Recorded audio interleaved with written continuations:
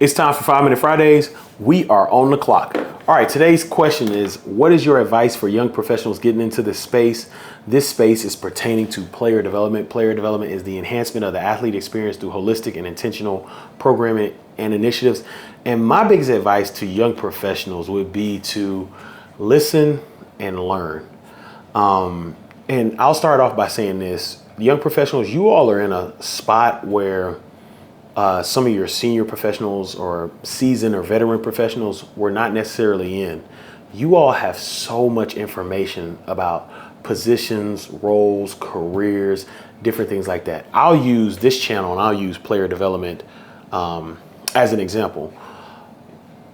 When I was in a role, there was nothing. There was no player development. There was nothing for me to turn to. I had to do a lot of research through student athlete development. Shout out to those professionals who had material up, different things like that, to find a foundation for what I was going to do. But specifically team facing, there was nothing.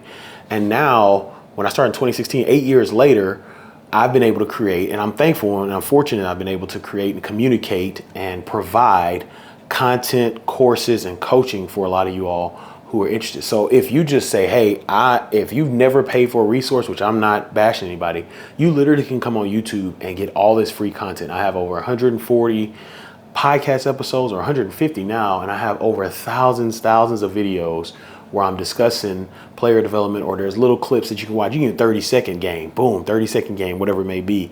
And so what happens is you can take all that in and say, I'm prepared right now to be a director. I'm prepared right now to start where he ended, right? And I get it. That is something that one could say. But there's a lot in listening and learning, and not listening to say, hey, I'm going to listen to his podcast so I can be where he is. He's talking about where he ended.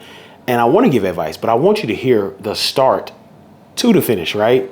The start to the finish. That's why I spent a lot of time talking about, I was a high school coach who didn't know what I was doing, to right now I'm creating content, courses, and coaching for people and helping people create player development plans. Right now I've been able to provide value to 63% of the Division I football programs in America. Now, how does that happen? Because I listened and I learned. In staff meetings, I listen. What is everybody talking about?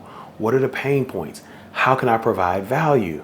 You know, what are they truly asking me to do? Not what I think I want to do, but what are they truly asking me to do for the players, the program, whatever it may be. There was a lot of listening to, I would listen to podcasts. As time went on, I did start to meet more people or hear more people talk about their role. I got to read articles about people in the role.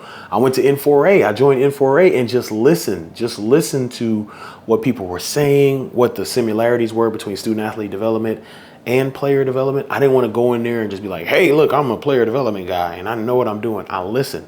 And then after listening, you learn. So not necessarily learning from taking everything I listened to and wrote down, but like learning from professionals. Like, who has success? Why does this AD have success everywhere he goes? Why does this head coach have success everywhere he goes? Why does the student athlete development professional win so many awards at N4A? Why are they connected? Why do their athletes, flock to this person? Why does this person have so much respect in our facility, organization, whatever it may be? I learned. So I spent time to sit down and learn and look at people. I used to go around, and shout out to the head coaches at the University of Houston who just let me I just go in their office and ask them questions. Coach Vesey, who's the head coach for the softball team when I was there, I believe she's still the head coach. Shout out to you, Coach Vesey. We just talked about culture, and she talked about how she built the softball team and her philosophy and different things like that. I used to talk to Hannah Barrant, who's the head coach at Cleveland State swimming. We worked together at the University of Houston. I would talk about culture, different things like that. I would have conversations with Carl Lewis, yes, the Carl Lewis, about recruiting and what he looks for and how he develops athletes in their training or the physical aspect of track. I would have conversations with Coach Leroy Burrell. I would have conversations with our baseball staff. I would have conversations with our basketball program. So, University of Houston, Coach Sampson, his son, his daughter, Lauren's doing a great job. Coach Q, Coach Hollis, a lot of people on the staff, Bilal Badley, like it's so many people. I just learned. And so it allowed me to get this, because when you're on a campus, I don't think a lot of people realize the amount of elite minds that you have there, right? You have a lot of elite athletes on the campus. There's elite minds as well. And oh man, this one is cutting short. I'm gonna keep going. I'm gonna give myself what y'all want. Well, it don't matter. Y'all can't see anyway. I'm gonna give myself about a minute. I'm gonna give myself about maybe 2 minutes, But because I'm passionate about this one. And so I had opportunity to learn from people, and no knock to any young professional who has confidence, or any young professional that is confident in what they can do, what they will do. I'm all for that. Like I've said it before, you need to know your value. You need to have a plan. I would say with that, make sure you're listening and learning, because you're only going to be a young professional for a small period of your career. I'll say that again. You'll only be a young professional for a small period of your career. And so this is the best time to learn. This is the best time to go in people's office and say, you know what? I don't understand this. This is the best time to make mistakes. Not necessarily like those mistakes that tear everything up, but like this is the best time for you, because once you get out of that young professional, ain't nobody trying to hear that. Like, man, keep it moving. Like we ain't got time for that. You should know this. And so I don't want you to miss that opportunity where you're a young professional and you have the opportunity to listen and learn from some of the best. And as you listen and learn, continue to rock out what you're doing. There's a lot of promotions happening. There's a lot of people getting roles. Make sure you're prepared, because I don't want you to get that role, hey, I'm assistant AD, and then boom, like there was nothing there with it. So that's my advice to young professionals. I appreciate you all that do listen. I understand that most of the people that listen to me are young professionals.